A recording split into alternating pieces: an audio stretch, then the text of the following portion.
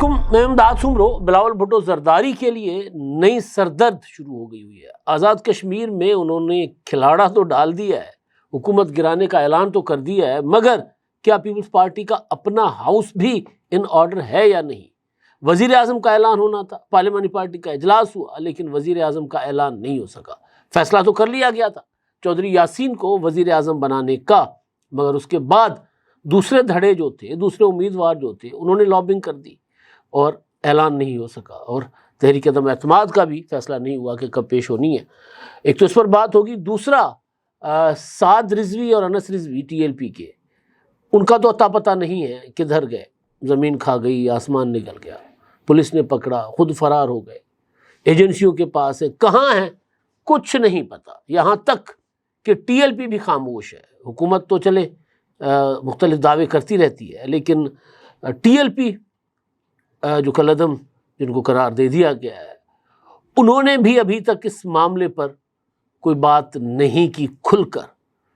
اب تو T L P کے ساتھ 9 مئی کے بعد جو پی ٹی آئی کے ساتھ ہوا تھا وہی کچھ ہونا شروع ہو گیا ہوا ہے، پریس کانفرنسز شروع ہو گئی ہیں، اور جنوبی پنجاب سے پہلا جھٹکا لگا ہے ٹی ایل پی، کالعدم ٹی ایل پی کو، سعد رضوی کو، جن کی ایک بڑی اسٹرینتھ تھی خاص طور پر اہل سنت کے لوگوں میں، اور مذہبی جماعتوں کے حوالے سے پنجاب میں ان کا ایک بہت بڑا ووٹ بینک بن گیا تھا، بلکہ کراچی میں بھی انہوں نے ایک سیٹ نکالی تھی۔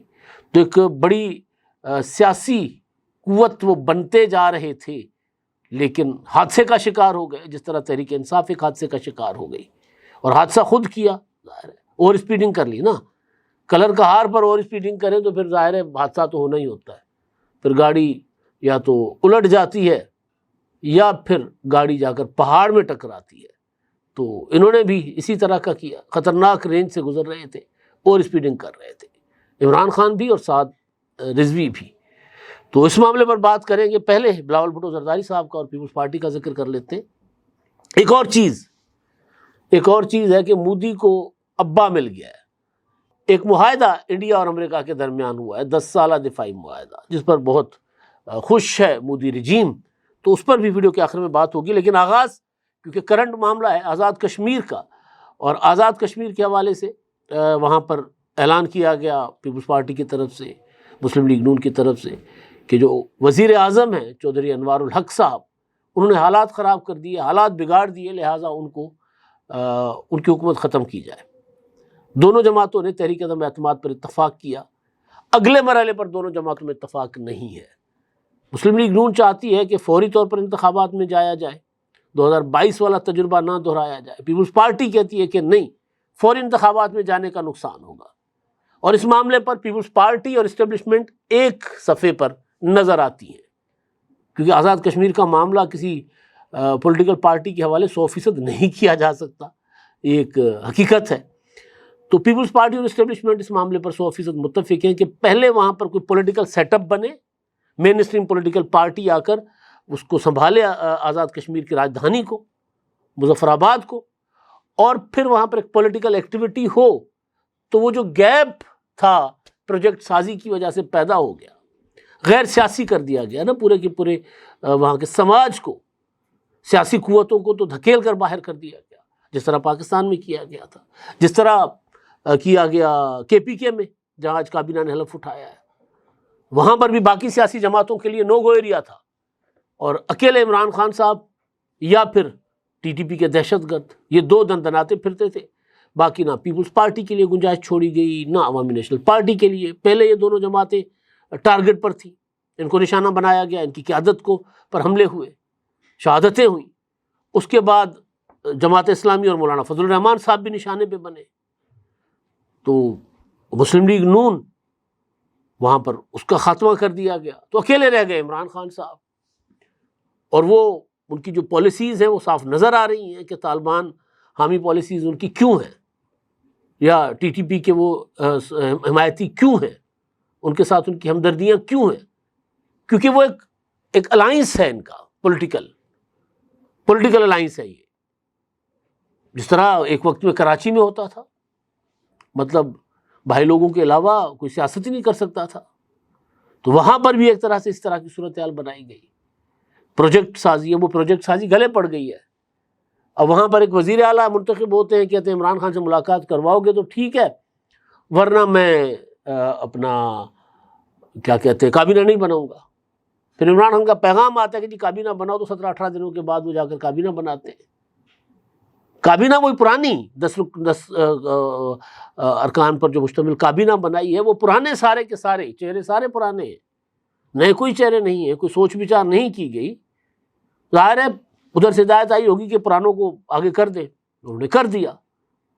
لیکن ایک صوبہ جو دہشت گردی کے نشانے پر ہے، وہ صوبہ مسلسل ایک بحران کا شکار رہا، ابھی بھی ہے، ابھی بھڑکے شڑکے مار رہے ہیں. اب آگے چل کے وہ کیا کریں گے تو وہ میں کل کے ولاگ میں، صبح کے ولاگ میں بتاؤں گا کہ اب ان کا ٹارگٹ کیا ہے، وہ کیا اچیو کرنا چاہتے ہیں، یا آغاز کہاں سے کریں گے سہیل آفریدی صاحب. تو میں گزارش یہ کر رہا تھا کہ جس طرح KPK میں تجربہ کیا گیا، اسی طرح آزاد کشمیر میں تجربہ کیا گیا. وہاں پر ساری پارٹیوں کو توڑ کر انتخابات میں بازو مروڑ کر سب کے، اور تحریک انصاف کو جتوایا گیا. اسکینڈل سامنے آئے.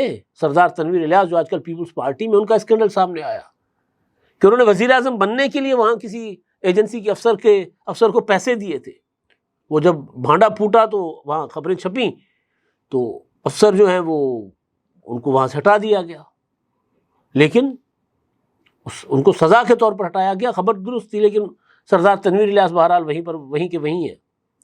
سردار تنویر الیاس کو وہ اسکینڈل کے بعد وہ تو نہیں بن سکے وزیر اعظم. عمران خان صاحب نے کوئی نیازی سامنے لا کر رکھ دیے کہ جی یہ ہمارے وزیر اعظم ہوں گے کیونکہ یہ نیازی ہیں. تو نیازی نے کہا کہ جی میں قیوم نیازی نے، میں برادری سے نیازی نہیں ہوں، میں نیازی تخلص رکھتا ہوں، میں شعر و شاعری کرنے والا آدمی ہوں. لیکن کیونکہ تنویر الیاس نے مال کے لایا ہوگا، اسی طرح کچھ ہوگا نا. تو کچھ وقت کے بعد تنویر الیاس کو وزیر اعظم بنا دیا، نیازی صاحب سے ریزائن کر لے لیا گیا. تو پھر تنویر الیاس نائل ہو گئے تو چودھری انوار الحق. یعنی آپ سوچیں کہ مختصر وقت میں تقریباً 3 سالوں کے اندر 3 وزیر اعظم تبدیل ہوئے، اور تیسرا وزیر اعظم، پہلا وزیر اعظم، دوسرا وزیر اعظم کسی نے کچھ نہیں کیا، اور ریاست بحران کا شکار. تو پھر تجربہ کیا خود، اور اب پولیٹیکل پارٹیز کو کہا گیا کہ یار اس کو ذرا سیدھا کر کے دے دے. تو جو میں کہہ رہا تھا نا کہ پیپلز پارٹی اور اسٹیبلشمنٹ ایک صفحے پر ہیں، اس کے پیچھے ریزن میں یہی ریزن ہے کہ اگر ہم فوری طور پر انتخابات میں جائیں گے تو عوامی ایکشن کمیٹی جو یوں ابھر کر سامنے آ گئی تھی، وہ لے دے بیٹھے گی، وہ الگ سے ایک نان پولیٹیکل ایک گروہ ہوگا. تو ان کو اگر ان کے ہاتھ لگ گیا کشمیر تو ظاہر معاملہ خراب ہو سکتا ہے. تو اس لیے فوری انتخابات میں نہیں جایا جا رہا. اس بات پر اختلاف پیپلز پارٹی اور مسلم لیگ نون میں. مسلم لیگ نون فوری انتخاب چاہتی ہے، پیپلز پارٹی چاہتی ہے کہ نہیں، اور اسٹیبلشمنٹ بھی چاہتی ہے کہ نہیں، فوری انتخابات نہیں، ذرا وہ حالات کنٹرول میں کریں، کوئی پولیٹیکل قوتیں جائیں، وہ اپنی مداخلت کریں، وہاں کچھ معاملات کو سیدھا کریں، تو پھر جا کر مدت پوری ہو تو انتخابات 8-9 ماہ کے بعد کروائے جائیں. تو یہ تو معاملہ ہو گیا. اب اس میں تحریک عدم اعتماد پر نون لیگ ووٹ دینے کو تیار. پیپلز پارٹی نے بندے بھی توڑ لیے، اپنی سادہ اکثریت بھی حاصل کر لی PTI کے منحرف ارکان توڑ کر. لیکن ہو کیا رہا ہے کہ پیپلز پارٹی مسلسل یہ فیصلہ کرنے میں ناکام ہو رہی ہے کہ وزیر اعظم کون ہوں گے. 2 دن پہلے چودھری یاسین کا فیصلہ کر لیا گیا تھا، اور فیصلہ سازی میں شریک ایک سورس نے مجھے کنفرم کیا تھا کہ وہ فیصلہ ہو چکا ہوا ہے. اناؤنسمنٹ چیئرمین صاحب کریں گے، اور انٹرنل گروپس میں مبارکباد بھی ایک دوسرے کو دینا شروع کر دیا گیا ہے. مبارکباد وصول ہو رہی ہے، مبارکبادیں کہ جی یہ چودھری الیاس جو ہے وہ چودھری یاسین جو ہے وزیر اعظم بنیں گے. لیکن پھر ادھر چودھری لطیف اپنی لابنگ کر رہے ہیں، سردار یعقوب اپنی لابنگ کر رہے ہیں، فیصل راٹھوڑ اپنی لابنگ کر رہے ہیں.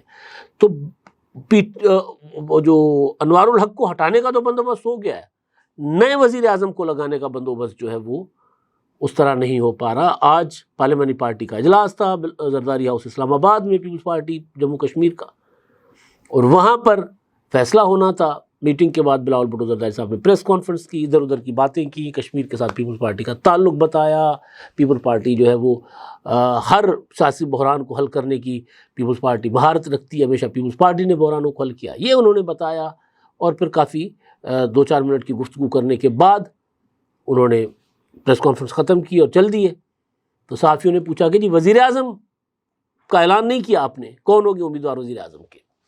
تو انہوں نے بڑا ظاہر چالاک تو ہیں, سیاڑے ہیں, بہت تیز ہیں, تو انہوں نے کہا کہ جی آزاد کشمیر کے وزیر اعظم کا اعلان اسلام آباد میں نہیں مظفر آباد میں کریں گے, اور یہ کہہ کر وہ چلے گئے. لیکن حقیقت یہ ہے کہ یہ معاملہ پیپلز پارٹی کی قیادت کے لیے ایک طرح سے سردرد بن گیا. ظاہر ہے سیاسی پارٹی ہے, حل کر لیں گے, کسی نہ کسی طرح منا لیں گے, لیکن چودھری یاسین جو ہیں وہ جو 100% جن کا فیصلہ ہو گیا تھا وہ اب ذرا چلے گئے ہوئے ہیں خطرے والے زون میں, ڈینجر زون میں چلے گئے. تو دیکھتے ہیں کیا ہوتا ہے, ایک آدھ دن میں معاملات طے ہو جائیں گے.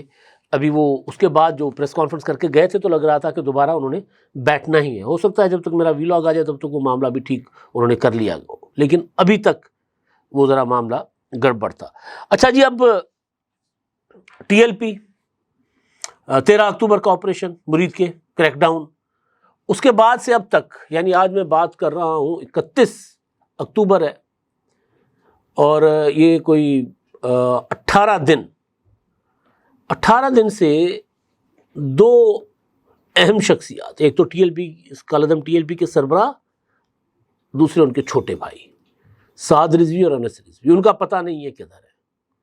خاموشی ہے, بلا کی خاموشی, کوئی سوال نہیں کرتا, کوئی نہیں پوچھتا کدھر ہے. ظاہر ہے ان کا کنڈکٹ جو تھا, جس طرح وہ ریاست کو یرغمال کرنے کی کوشش کر رہے تھے, اس سے تو کوئی اتفاق نہیں کرے گا, لیکن بہرحال پتہ تو ہونا چاہیے وہ کدھر ہے, کہاں گئے. خیر پتہ چل جائے گا. لیکن اب ان کے اندر ٹوٹ پھوٹ شروع ہو گئی ہوئی ہے, اچھی خاصی اکھاڑ پچھاڑ شروع ہو گئی ہوئی ہے.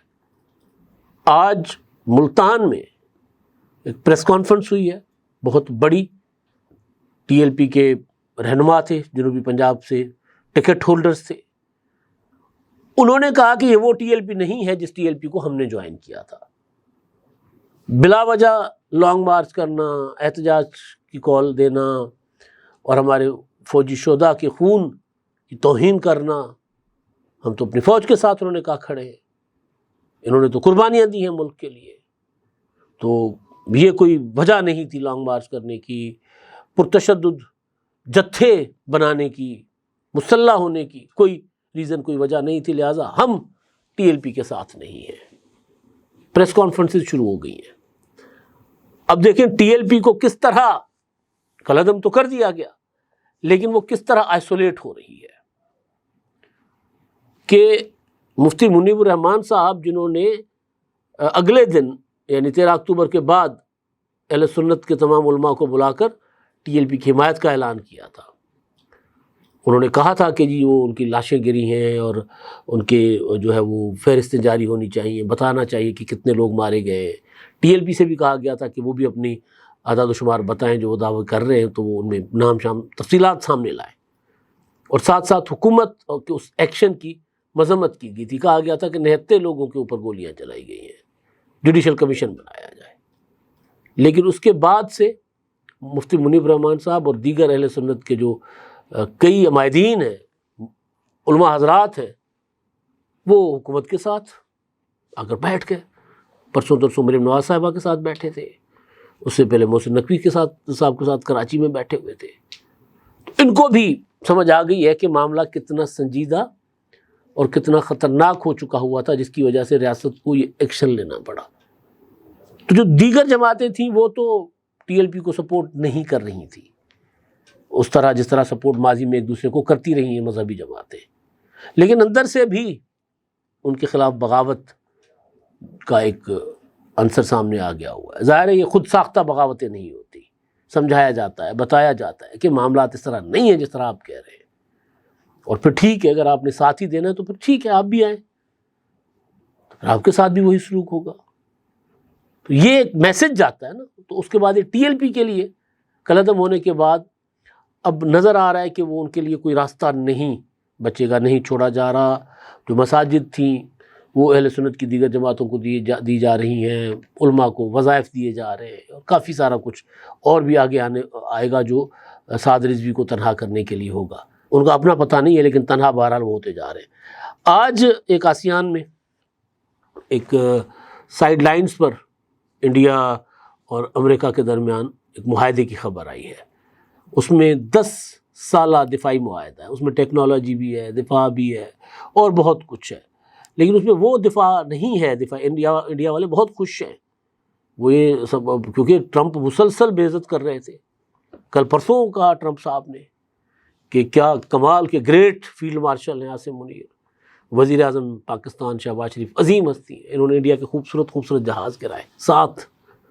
تو وہ ظاہر ہے وہ تو زخموں پر نمک پاشی کر رہے تھے نا، مسلسل کرتے رہے، تو ان کے لیے ایک چھوٹا سا سایہ آف ریلیف ہے، لیکن اس طرح کا معاہدہ نہیں ہے کہ ایک پر حملہ دوسرے پر حملہ تصور کیا جائے گا، اس طرح کا وہ نہیں ہے، اس میں کچھ اور شعبے بھی ہیں۔ تو لیکن بہرحال جو ایک تاثر تھا کہ شاید انڈیا اور امریکہ کے درمیان معاملات بالکل خطرناک حد تک خراب ہو چکے ہوں گے، تو اس تاثر کی کم از کم نفی ہوئی ہے کہ نہیں، ٹرمپ جو ہیں وہ کہتے کچھ ہیں کرتے کچھ ہیں، جو ان کا ایک شخصیت کا خاصہ ہے کہ وہ پریڈکٹیبل نہیں ہے، کسی بھی وقت یو ٹرن مار لیں گے، کسی بھی وقت کلٹی مار کے ادھر سے ادھر چلے جائیں گے، ٹپوسیاں نہیں ہوتی، کسی وقت ادھر سے ادھر چلے گئے، تو وہ کر سکتے ہیں ٹرمپ یہ، تو وہی انہوں نے ظاہر ان کی انتظامیہ نے کیا ہے۔